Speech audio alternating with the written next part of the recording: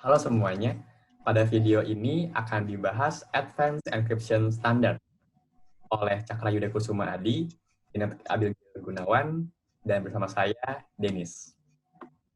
Outline-nya adalah diawali dengan pengenalan AS, kemudian ada flowchart, terakhir akan ditunjukkan coding.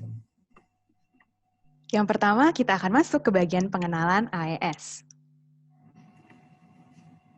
Jadi, AES atau Advanced Encryption Standard itu diterbitkan oleh NIST atau National Institute of Standards and Technology di tahun 2001.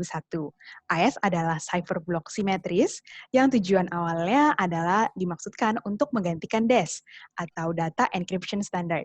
Nah, NIST ini memilih Rijndael sebagai algoritma AES yang diusulkan. Rijndael ini menggunakan substitusi, permutasi, dan sejumlah putaran atau cipher berulang, di mana setiap putaran itu akan menggunakan kunci internal yang berbeda-beda. Nah, kunci setiap putaran ini ke depannya akan kita sebut sebagai round key. Algoritma Rijndael ini akan beroperasi dalam orientasi byte, di mana ukuran blok yang dienkripsi selalu 128 bit. Nah, di sini kita akan mengenal 3 jenis AES. Yang pertama AES 128, yang kedua AES 192, dan yang ketiga AES 256. Di mana ketiga jenis AES ini dikelompokkan berdasarkan panjang kunci yang digunakan. Angka-angka di belakang kata AES itu yang akan menggambarkan panjang kunci yang digunakan pada setiap jenis AES. Contohnya untuk AES 128, artinya panjang kunci yang digunakannya adalah 128 bit. Nah, di sini, hal yang membedakan dari masing-masing jenis AES itu adalah jumlah putarannya. Dan yang pasti panjang kuncinya. Misalkan kita ambil contoh AES 128. Di sini kita akan mendefinisikan terlebih dahulu bahwa satu word itu terdiri dari 4 karakter, di mana satu karakter itu terdiri dari 8 bit. Sehingga jika kita memiliki satu word, maka satu word adalah 32 bit. Sekarang kita punya panjang kuncinya 128 bit. Artinya jika kita konversikan 128 bit ke dalam words, kita peroleh 128 dibagi dengan 32 sehingga menghasilkan 4 words. Lalu untuk AES 192 berarti kita sama, tinggal membagi 192 dengan 32 yaitu 6, dan 256 dibagi 32 yaitu 8. Selanjutnya untuk ukuran blok itu, untuk ketiga jenis AES ini akan selalu sama, yaitu sebanyak 4. Dan jumlah putarannya pun berbeda. Untuk AES 128 jumlah putarannya 10, jumlah putaran di sini didefinisikan sebagai NR ya. Untuk AES 192 jumlah putarannya 12, dan AES 256 jumlah putarannya 14. Jadi kesimpulannya adalah AES akan memiliki ukuran blok yang tetap sepanjang 128 bit, dan panjang kuncinya bisa 128, 192, dan 256 bit, di mana panjang kunci ini akan dipilih secara independen terhadap ukuran bloknya.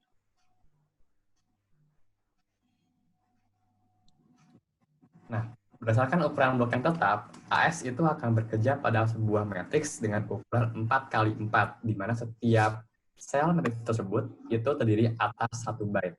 Nah, setiap plain text yang merupakan input itu akan dikonversikan terlebih dahulu ke dalam blok.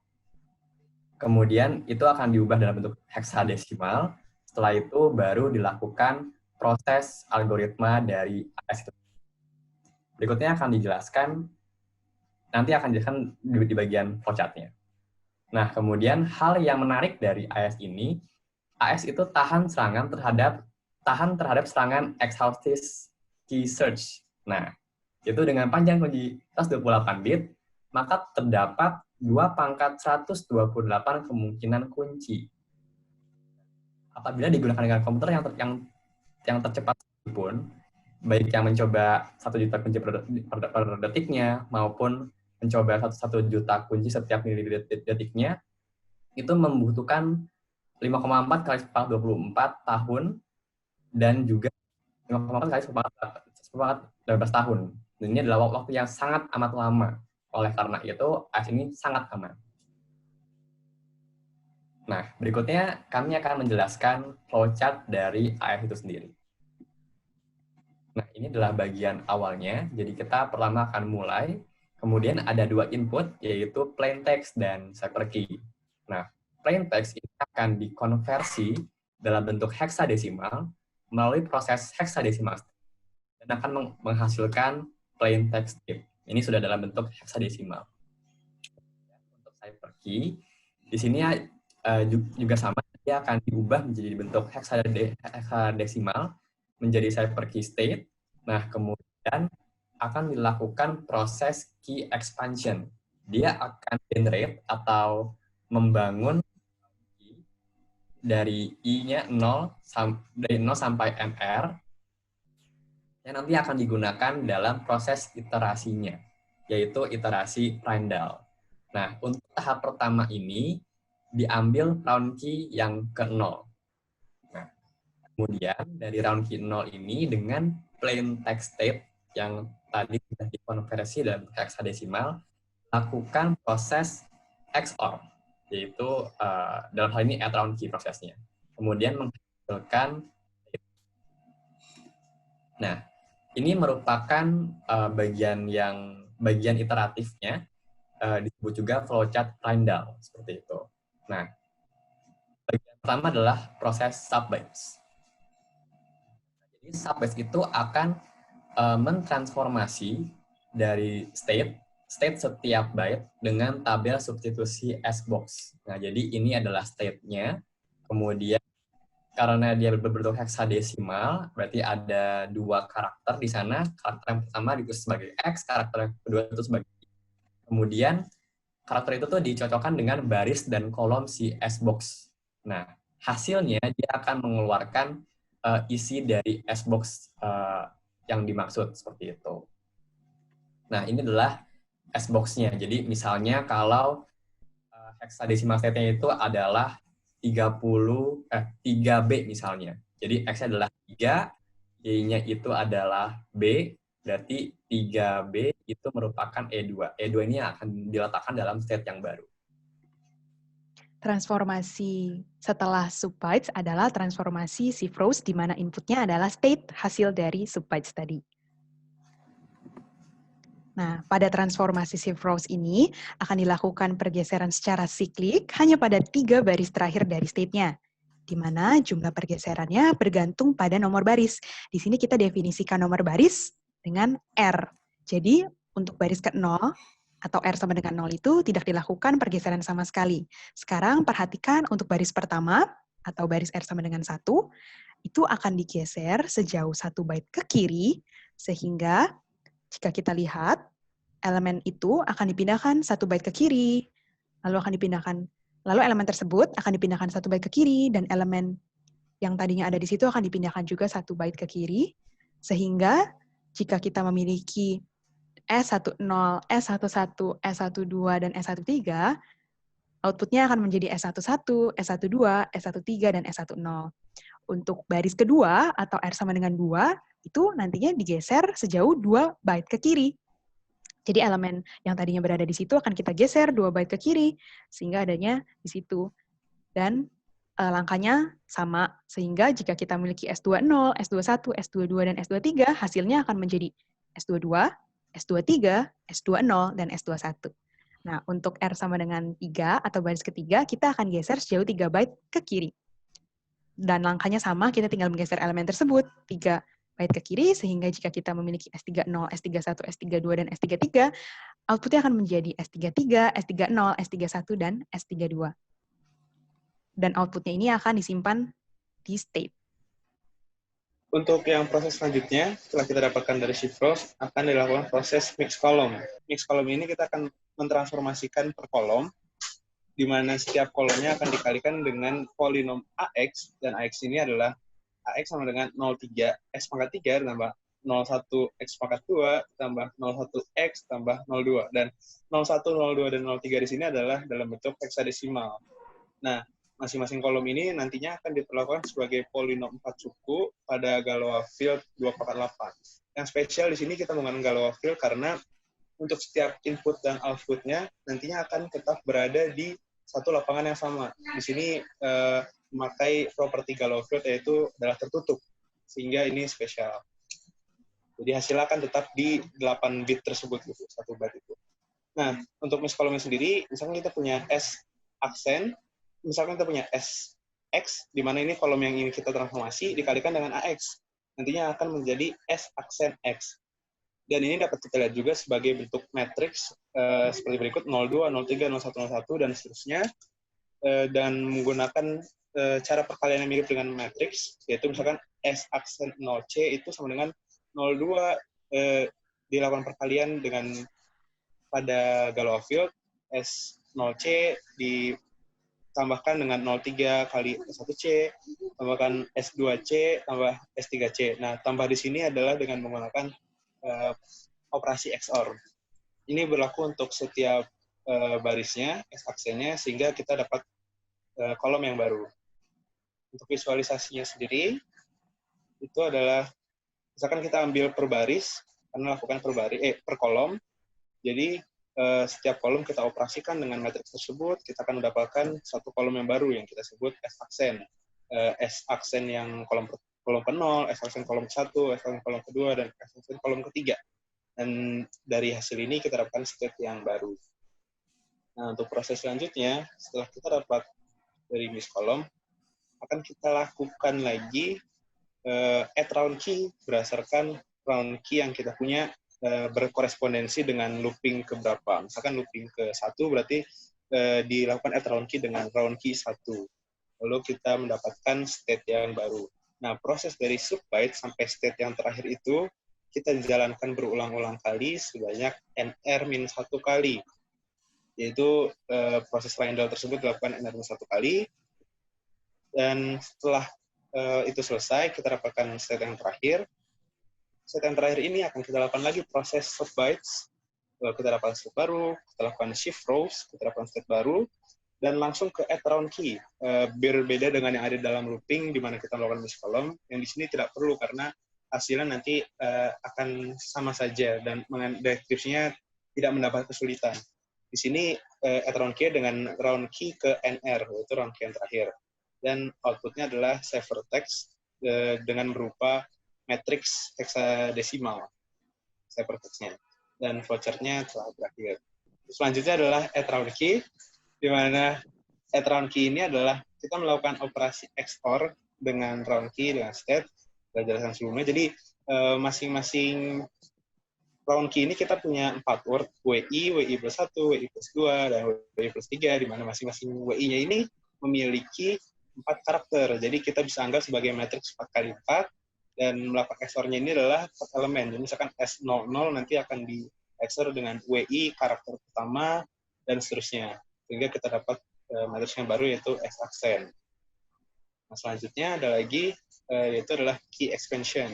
Karena fungsi key expansion ini digunakan untuk membangkitkan sejumlah round key berdasarkan NR-nya. Misalkan NR-nya sama dengan 10, nanti kita akan mendapatkan 11 round key, dari R0 sampai R11, 10. Nah, untuk cara memproses sendiri adalah kita membangkitkan W0 sampai W NR plus 1 dikali 4, di mana W0 sampai W N-1-nya ini kita bisa langsung kita ambil dari cipher key yang kita punya. Jadi cipher key-nya kita ambil per kolom, kita dapat W0 sampai WNK-1. Untuk nilai W yang selanjutnya, WI, itu akan berpengaruh pada WI-1 dan WI-NK. Di mana WI-1 ini sebelum dilakukan penjumlahan XOR, ini akan dilakukan proses yang lain dulu, yaitu berupa rotation word, terus sama subword, dan dimodulo dengan RCON. Nah, selanjutnya yaitu kode review. Kita akan menjelaskan AES dalam bentuk coding Python. Di sini kita akan menggunakan 3 package, yaitu random, numpy, dan deepcopy. Nah, berikut adalah tabel SBox. Nah, tabel ini dalam bentuk hexadesimal. Jadi ini didefinisikan di awal. Nah, berikutnya adalah fungsi 1. Nah, fungsi ini dia akan meninjau terlebih dahulu elemen di setiap state. Nah, elemen itu dalam bentuk desimal, dalam bentuk angka. Jadi harus dikonversi menjadi 2 digit hexadesimal dalam bentuk string. Nah, kemudian setelah sudah menjadi hexadesimal, diambil karakter yang pertama, yaitu dalam X, karakter yang kedua dalam Y, kemudian dicocokkan dalam tabel Xbox. Nah, kemudian dari hasil Xbox itu, nilai dari kotak di Xbox itu dimasukkan ke dalam state yang baru, dalam hal ini state I, J. Nah, berikutnya merupakan fungsi at round key. Fungsi ini key input dan round key. Kemudian fungsi ini berfungsi untuk melakukan XOR antara state dengan round key. Jadi dia melakukan XOR per elemen matriks 4x4. Dan hasilnya diletakkan pada state yang baru. Oke, selanjutnya kita juga membutuhkan fungsi, yaitu fungsi read in hex, di mana fungsi ini akan mengubah inputan matriks kita yang berupa matriks desimal menjadi matriks yang isinya menjadi matriks heksadesimal. Jadi inputnya matriks desimal dan outputnya akan menjadi matriks heksadesimal. Selanjutnya di algoritma Reindel juga kita memerlukan shift rows. Jadi di sini kita definisikan suatu fungsi yang kita beri nama shift rows, di mana input dari fungsi shift rows ini adalah state. Nah, state ini algoritmanya cukup straightforward ya, karena pada setiap iterasi yang dilakukan, tidak ada perubahan ukuran pada state, ukuran state-nya selalu 4x4, dan baris yang digeser ke kiri pun akan selalu sama. Jadi, contohnya pada R0, R sama dengan 0 atau baris ke 0 itu tidak ada perubahan sama sekali. Selanjutnya untuk R sama dengan 1, atau untuk baris pertama, kita bisa lihat state 10, state 11, state 12, state 13-nya akan menjadi state 11, state 12, state 13, dan state 10. Nah, untuk baris R sama dengan 2 juga akan digeser 2 byte ke kiri sama, dan untuk baris ketiga, R sama dengan 3 juga sama, akan digeser 3 byte ke kiri. Untuk fungsi yang selanjutnya akan digunakan yaitu adalah fungsi Galois multiplication 1, di mana di sini kita mengalihkan bilangan yang kita inginkan dengan X di Galois field. Jadi hanya kalau kita lihat representasi bitnya hanya digeser satu kali seperti ini. Nah, lalu kita membutuhkan fungsi mix column dan fungsi mix single column, di mana fungsi mix column ini nantinya akan memanggil fungsi mix single column. Jadi kita melakukan mix column itu per kolom. Dan di mix column sendiri ini kita mengimplementasikan yang tadi sudah dijelaskan dengan menggunakan perkalian Galois multiplication berdasarkan matriksnya tadi yang 02, 03, 01, 01 dan seterusnya. Jadi kita dapatkan kita menggunakan cara seperti ini dan kita dapatkan hasil mix kolomnya seperti yang digunakan. Nah, untuk yang selanjutnya kita juga memerlukan fungsi get random binary, di mana di sini kita akan mendapatkan suatu bilangan biner yang panjangnya adalah panjang length ini, misalkan 8 berarti panjangan 8. Dan ini nantinya akan menjadi kunci-kunci pada cipher key. Sekaligus ini ada fungsi get cipher key juga, yang ini nanti akan kita isi ke dalam isi menggunakan hasil dari get random key tadi. Kita panggil dengan ukuran 8 karena ukuran dari AES-nya per karakter 8 bit. Jadi kita masukkan satu-satu, lalu kita bentuk ukurannya sebesar matriks NB kali NK. Ukurannya cipher key. Berikutnya didefinisikan fungsi support. Nah, fungsi support ini nanti akan digunakan dalam key expansion. Jadi, dia akan mengambil setiap kolom, dia pertama akan memandang dulu kolom dari key-nya, kemudian mirip dengan subbytes, itu masih dalam bentuk desimal, sehingga perlu dikonversi terlebih dahulu, kemudian ada dua karakter diletakkan ke dalam X dan Y. Nah, kemudian ditinjau dalam S-box-nya, kemudian hasilnya itu dimasukkan ke dalam S yang baru seperti itu. Di sini bedanya kalau bagian support ini dia tinjaunya hanya per kolomnya saja. Oke, selanjutnya pada bagian key expansion juga kita membutuhkan fungsi yang kita sebut sebagai root word atau rotation word. Nah, di sini inputannya adalah word-nya. Nah, fungsi root word ini fungsinya adalah untuk menggeser elemen masing-masing dari word ke kiri, di mana N itu menyatakan jumlah putarannya. Di sini N-nya sama dengan 1. Artinya elemen-elemen dari word-nya akan kita geser ke kiri sebanyak 1. Nah, di sini output-nya kita tuliskan sebagai word lagi, tapi yang sudah digeser 1 ke kiri. Oke, untuk yang selanjutnya adalah rcon. Nah, di sini bentuk inputannya adalah berapa pangkatnya, X di sini, nanti akan pakatkan X-1, dan hasil keluarannya adalah berupa word yang baru, di mana A000, dan A ini adalah merupakan hasil dari perpangkatan sebanyak X-1 kali di lapangan Galois. Jadi kita melakukan pergeseran sekali di binarnya sebanyak X-1 kali. Nah, untuk key expansion sendiri, seperti yang telah dijelaskan, jadi kita mengenerate kunci round key sebanyak NR plus 1. Nah, untuk ini ada 3 proses. Yang pertama, mengisi NK word pertama dengan menggunakan cipher key. Jadi langsung masukkan per kolom. Untuk kolom ke 0 masuk ke W0 sampai kolom ke NK masuk ke WNK.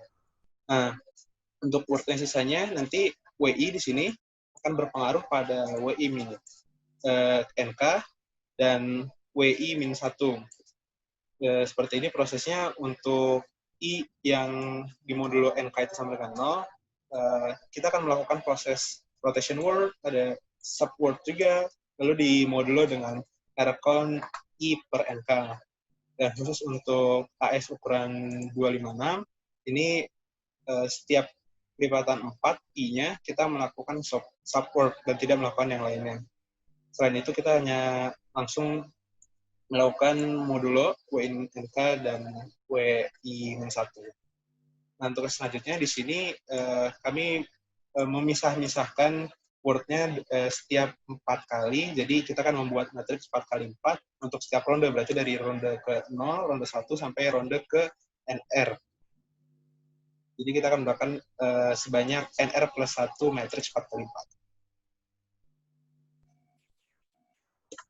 Berikutnya merupakan algoritma dari Rindle.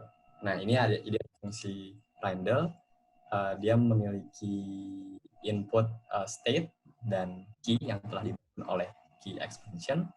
Nah, kemudian di bagian ini dia akan melakukan iterasi sebanyak NR-1 kali. Iterasinya itu ada subbytes, ada shift rows, ada mixed column, dan juga ada round key. Nah, ini dilakukan iterasi sebanyak NR-1 kali, seperti itu. Nah, nanti di bagian akhir menunjukkan proses setiap iterasinya. Jadi ini nanti akan kelihatan subbytes yang pertama itu seperti apa sih bentuknya, seperti itu. Oke. Setelah kita selesai mendefinisikan semua fungsi yang diperlukan dan kita sudah mendefinisikan fungsi algoritma Rindle, maka kita bisa menginputkan plain text yang ingin kita enkripsi dengan menggunakan AES. Pada contoh ini kita menggunakan plain text-nya adalah ikan bakar manis. Nah, di sini kita akan memasukkan plain text ini ke dalam sebuah state. Jadi, kita akan melakukan pengubahan dari karakter di string diubah menjadi desimal dengan menggunakan ORD tersebut.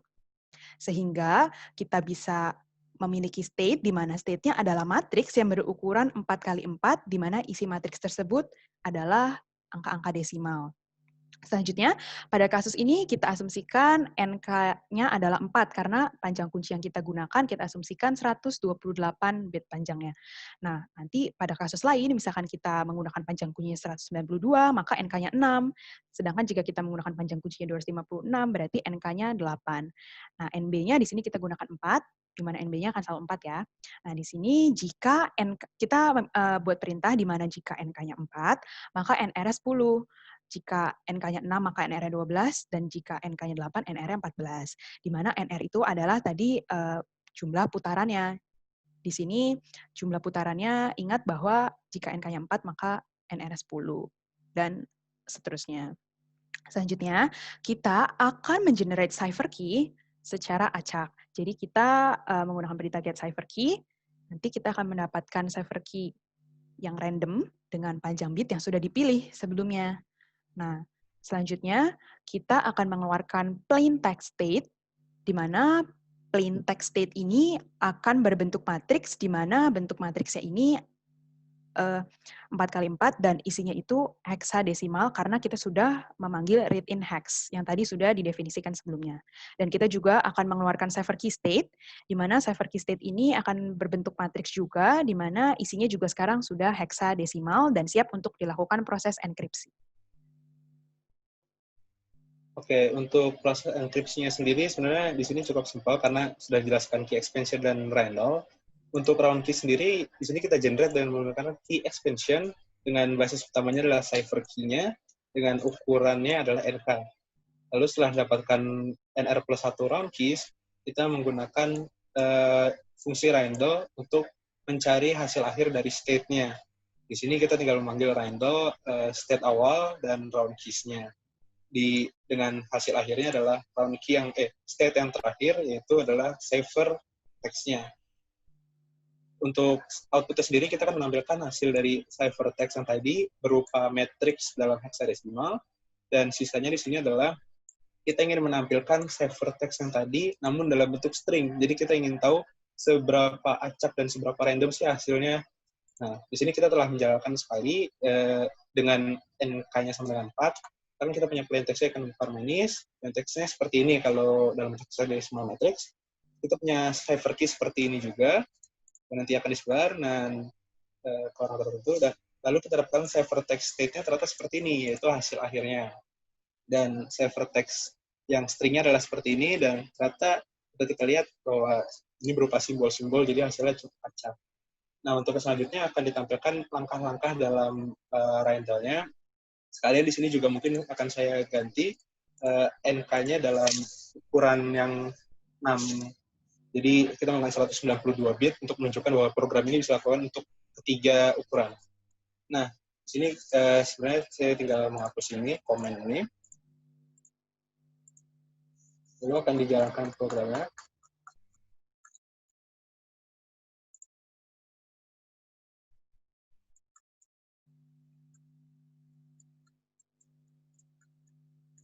Dan akan diperoleh hasil seperti ini. Jadi kita mempunyai yang pertama adalah plain text-nya, terus kita dapat cipher key-nya seperti apa. Ini adalah hasil dari setiap langkah-langkah. Misalkan di sini adalah setelah round key yang pertama nih, yang ke-0, kita dapat hasil seperti ini, terus masuk ke Randall, subbyte seperti ini, cipher seperti ini, mixcolumn seperti ini, dan round key seperti ini. Kita lakukan sebanyak 12 kali karena NK-nya di sini adalah 6. Jadi sampai langkah ke-12, jika kita dapat ronde yang ke-12, ini adalah hasil yang terakhir, yaitu cipher text state yang terakhir, matrixnya seperti ini, dan ternyata keluarannya seperti ini. Jadi program ini mampu mengcover untuk ketiga ukurannya, dan cipher text-nya, cipher key-nya adalah acak. Sekian penjelasan dari kami mengenai AS, baik flowchart dan codingnya, penjelasannya. Semoga dapat dimengerti, dan maaf bila ada salah-salah kata. Terima kasih.